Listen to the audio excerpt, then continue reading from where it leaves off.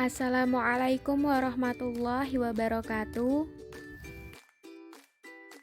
Halo teman-teman semua, perkenalkan nama saya Tiara Maisa Arisanti dengan NPM 20040220003.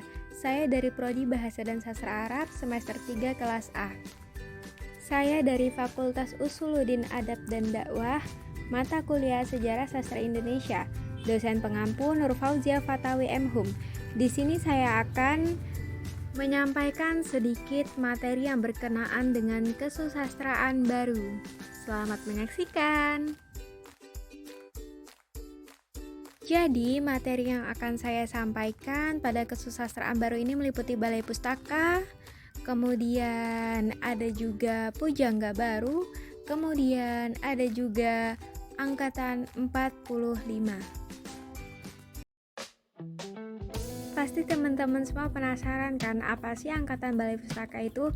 Jadi balai pustaka merupakan angkatan yang sangat berpengaruh terhadap perkembangan perpustakaan baru, terutama yang tertulis dengan huruf Latin. Hal ini tercantum dengan pusat perhatian orang-orang yang berminat pada kesusastraan ke balai pustaka yang berpusat di Jakarta yang berpengaruh pada perkembangan bahasa. Nah, pasti teman-teman semua pada penasaran kan apa sih ciri-ciri sastra pada angkatan balai pustaka?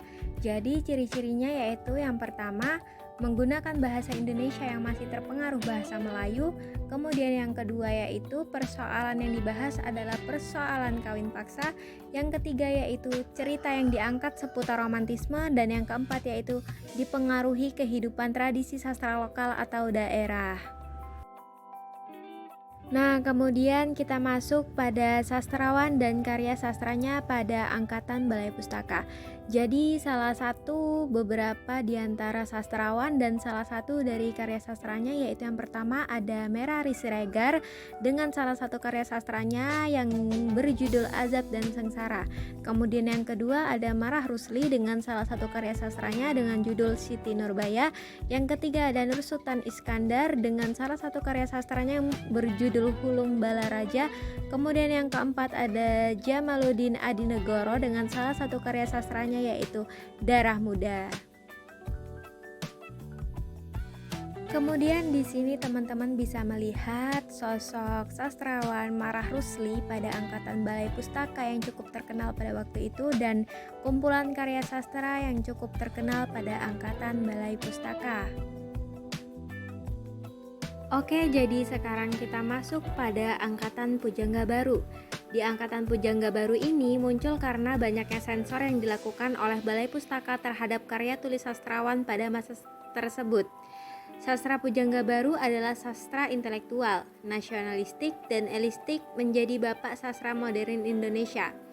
Nah, angkatan pujangga baru juga dilatar belakangi kejadian bersejarah yaitu Sumpah Pemuda pada tanggal 28 Oktober 1928.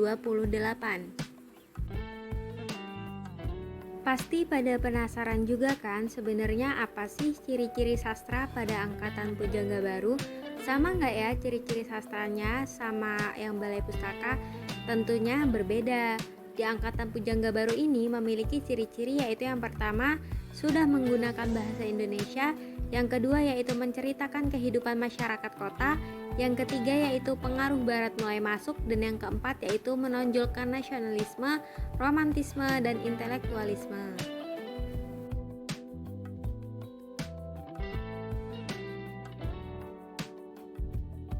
Kemudian kita akan masuk pada sastrawan dan karya sastra pada angkatan pujangga baru. Yang pertama yaitu ada Sultan Takdir Ali Syahbana dengan salah satu karya sastranya dengan judul Layar Terkembang.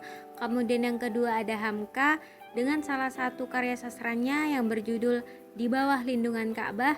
Kemudian yang ketiga ada Sanusi Pane dengan salah satu karya sastranya yang berjudul Madah Kalana. Kemudian yang keempat ada Tengku Amir Hamzah dengan salah satu karya sastranya yaitu Nyanyi Sunyi. Kemudian yang kelima yaitu ada Karim Halim dengan salah satu karya sastranya yang berjudul Palawija. Nah, di sini teman-teman sekalian bisa melihat salah satu sastrawan pada angkatan pujangga baru yaitu Sultan Takdir Ali Syahbana. Kemudian kita juga bisa melihat karya sastra pada angkatan Pujangga Baru, yaitu dengan judul Pujangga Baru, dan salah satu karya sastranya pada angkatan Pujangga Baru yaitu Layar Terkembang. Teman-teman sekalian, sekarang kita masuk pada angkatan Jepang atau 1945. Nah, di angkatan tahun 1945 ini lahir dalam suasana lingkungan yang sangat prihatin dan serba keras, yaitu lingkungan fasisme Jepang dan dilanjutkan peperangan mempertahankan Indonesia. Teman-teman sekalian, sekarang kita masuk pada ciri-ciri sastra pada angkatan 1945. Di antaranya yaitu yang pertama terbuka, yang kedua pengaruh sastra asing lebih luas, kemudian yang ketiga yaitu corak isi lebih realis dan naturalis, dan yang terakhir yaitu penghematan kata dalam berkarya. Pasti teman-teman semua pada penasaran kan sebenarnya siapa saja sih sastrawan yang ada pada angkatan 1945 dan karya sastranya? Maka dari itu silakan disimak. Yang pertama yaitu ada Chairil Anwar dengan salah satu karya sastranya yang berjudul Kerikil Tajam. Kemudian yang kedua ada Bakti Siregar dengan salah satu karya sastranya yang berjudul Tanda Bahagia. Dan yang ketiga yaitu ada Idrus dengan salah satu karya sastranya Perempuan dan Kebangsaan, dan yang keempat yaitu ada Muhammad dengan salah satu karya sastranya yang berjudul Tamu Malam Drama. Nah, di sini kita bisa tahu siapa sih sebenarnya sosok Chairil Anwar itu. Jadi itu dia salah satu sastrawan yaitu Chairil Anwar pada angkatan 1945. Pada masa itu beliau sangat terkenal dengan karya sastranya. Kemudian ada karya sastra pada 1945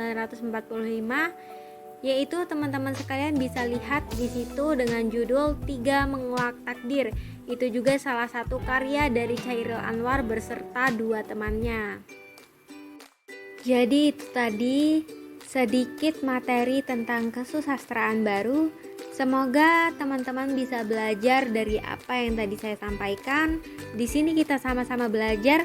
Selamat menyaksikan. Terima kasih telah menonton.